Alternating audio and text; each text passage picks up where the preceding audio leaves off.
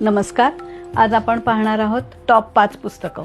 पहिलं पुस्तक आहे वसंत आबाजी डहाके लिखित चित्रालोक. या पुस्तकामध्ये काही भारतीय आणि काही पाश्चिमात्य चित्रकृतींकडे कसं पाहिलं गेलंय याचा आलेख या लेखसंग्रहामध्ये आहे.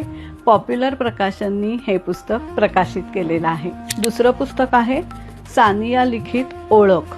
यामध्ये 4 दीर्घ कथा आहेत आणि या सर्व कथांमध्ये माणसांच्या व्यामिश्र जगण्यातले अनेक प्रश्न आणि ताण मांडलेले आहेत. रोहन प्रकाशननी हे पुस्तक प्रकाशित केलेलं आहे. पुढील पुस्तक आहे विजय डाकले लिखित अजितदादा पवार विचार, नेतृत्व आणि महाराष्ट्र. नेतृत्व म्हणजे फक्त पद नाही तर निर्णय घेण्याचे धैर्य, त्या निर्णयांची किंमत राखण्याची तयारी आणि परिणामांशी प्रामाणिक राहण्याची शिस्त.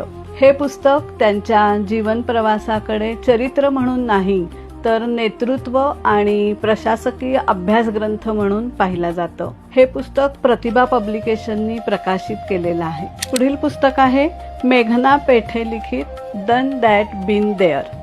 मेघना पेठे यांना लहानपणापासूनच डायरी लिहिण्याची सवय होती. या डायरीमधूनच त्यांनी स्वतःशी आणि वाचकांशी संवाद साधलेला आहे.